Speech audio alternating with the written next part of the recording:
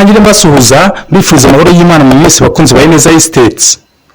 Uyu ni umwanya w'amakuru mu Kinyarwanda n'amakuru mwateguriye kandi mugiye kugezwaho nanjye Omar Shakur. Amakuru agiye kwibana ku ngingo z'ingenzi zikurikira. Kwa Perezida wa Repubulika y'u Rwanda Paul Kagame na mugenzi we Felix Tshisekedi wa Repubulika Iharanira Demokarasi ya Kongo ubu munsi bari kwezwa mu gihugu cya Angola ni mu mujyi wa Rwanda. Aba bakaba bari muri uyu mujyi bitabiriye inama iri kubahuza mu rwego rwo kuganira ku kibazo cy'imitwe y'iterabwoba ikomeje kugaragara mu gihugu cya Repubulika Iharanira Demokarasi ya Kongo irimo n'umutwe wa M23 ukomeje guhungabanya umutekano w'iki gihugu, dore yuko ibihugu byinshi byibaza kuri uyu mutwe, dore yuko hari n'abavuga yuko uyu mutwe ngo waba uterwa inkunga n'u Rwanda. Gusa leta y'u Rwanda ibi byihakana ibiyivuye inyuma, ikavuga ko nta gikorwa na kimwe cya gisirikare bafite ku butaka bwa Kongo. Naho mu gihugu cy'abaturanyi cy'u Burundi, abayisilamu bo muri iki gihugu barishimira cyane bikomeye byimazeho leta yabo, kubera yuko ngo leta yaba yamaze gushyira hanze itangazo ribemerera kuzabaga intama ku munsi wabo wa Eid al-Adha, umunsi uzaba ku wa gatandatu ku itariki 10 z'uku kwezi kwa karindwi. Ibi barabyishimira mu gihe amatungo muri iki gihugu atemerewe kubagwa bitewe n'indwara zagaragaye mu matungo amwe n'amwe muri iki gihugu, nabyo bikaba ari bimwe mu biri kuvuga uyu munsi. Umunsi wa Eid al-Adha ufatwa nk'umunsi w'icyubahiro ku madini agiye atandukanye, by'umwihariko ku idini ya Islam, dore ko aribwo sekuruza w'amahanga Aburahamu yari agiye gutanga igitambo ku muhungu we Ismail, hanyuma Imana ikamushumbusha intama. Ni kubw'izo mpamvu no mu Burundi leta yabashumbushije intama mu rwego rwo kugira ngo babashe kubona mu munsi wabo. Ngaye nguko reka dukomeze amakuru yacu mu gihugu cya Nigeria. Mu gihugu cya Nigeria nta kintu kiri kuvugwa usibye yuko muri iki gihugu cya Nigeria mu murwa mukuru w'iki gihugu Abuja bivugwa yuko imfungwa zigera kuri 300 zaba zaburiwe irengero.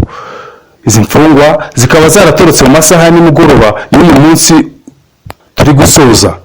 Abantu bagera kuri 300 bivugwa yuko bashobora kuba bacicishijwe n'umutwe wa Boko Haram, dore yuko hashize iminsi bivugwa yuko uyu mutwe ugomba kuzajya kubohoza abasirikare bawo baba barafunzwe na leta y'iki gihugu. Igihugu cya Nigeria kirimo imitwe myinshi ya gisirikare yitwara gisirikare. Na n'ubu ni amakuru yizewe avuga yuko yaba ari Boko Haram yaba yarashimuse abo bantu, gusa ni umutwe wa mbere uri gutekerezwaho cyane. Dukomeje amakuru yacu, reka dukomeze mu gihugu cy'Ubwongereza.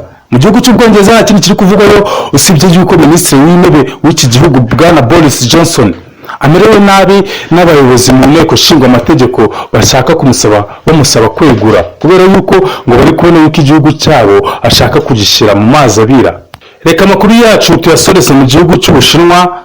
Mu mujyi wa Xi'an mu Bushinwa hongeye gushyirwaho itegeko rya guma mu rugo. Ibi byakozwe nyuma yuko iki gihugu cyagaragayemo ubwandu bushyashya bwa COVID-19. Mu mpera z'umwaka ushize mu mujyi wa Xi'an hari harafashwe ibyemezo yuko bagomba kuguma mu rugo. Ubu bagiye kumara iminsi 7 ivuga n'amazu y'imyidagaduro bifunze.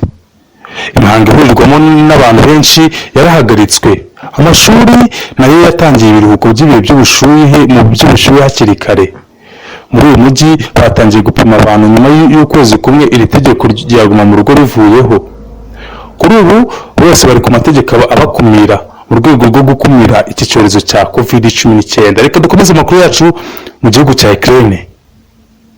Mu gihugu cya Ukraine ikiri kuvugwaho cyane ni intambara iri guhuza iki gihugu cya Ukraine ndetse n'igihugu cy'Uburusiya. Gusa nubwo bimeze bityo, bavuga ko abasirikare b'Abarusiya bishe ndetse bagashyira ku ngogi ndetse bakanafata ku ngufu abaturage. Gusa ngo ibirego byabo ngo biri kwandika nyuma y'iyi ntambara ngo bazagezwa imbere y'urukiko. Mu gihugu cy'Ubuholandi ho amashyirahamwe arengera ibidukikije muri iki gihugu yajyanye ikirego mu rukiko arega ikibuga cy'indege cyo mu Buholandi KLM yuko cyahishe ukuri mu kwerekana yuko kibungabunga ibidukikije. Icyo nicyo kirego cya mbere ku isi gishyikirijwe urukiko muri ubu buryo.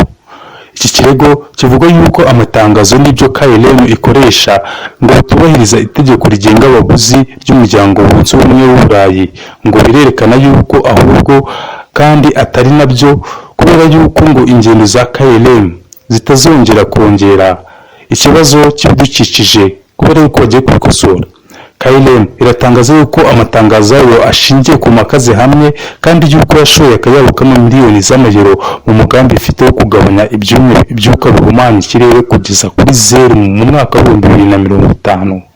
Amakuru yacu reka tuyaseze kuyavugwa muri show business entertainment. Umuhanzi The Ben kuri ubu ngubu uri kubarizwa muri Leta Zunze Ubumwe za Amerika yatangarije ibinyamakuru yuko hari igitaramo gikomeye ari gutegurira abanyarwanda mu minsi iri imbere. Dukomereze ku muhanzi kazi Ariel Wise, Chris Hart ndetse na Kaya Byinshi ni bamwe mu bahanzi bari guhatanira ibihumbi 10 by'amadolari mu irushanwa ryitwa African in Colors. Ni irushanwa umuntu uzaryegukana iri rushanwa akaba ari umwe mu bazakorana indirimbo na Jay-Z, umuhanzi w'umunyamerika ukomeye cyane kuva na kera cyane. Naho umuhanzi King James, umuhanzi umaze imyaka myinshi cyane mu muziki kugeza n'uyu munsi, arishimira byinshi agejejweho n'umuziki akora, gusa ngo ikintu cya mbere kimubabaza kuruta ibindi. Ikintu cya mbere kimubabaza kuruta ibindi nuko kugeza uyu munsi ku myaka ya 33 y'amavuko ngo nta mukobwa n'umwe arabona. Ngashime ku buryo bakwimariya. Ibintu bikomeza kuvugisha abantu benshi amagambure, bavibaza batese uyu muhanzi ugeze imyaka ingana gutya nta mugore aho niyaba. Reka amakuru yacu tuyasoreze kuri aya ngaya, amakuru ya show business entertainment niyo dusorejeho. Amakuru twe twabateguriye uyu munsi, amakuru yacu nakagaruka. Mwibutsa gukanda subscribe kuri YouTube channel Ineza Estate, mwibutsa gusharinga ku nshuti zawe. Ikiganiro cyacu nakagaruka. Ciao ciao, bye.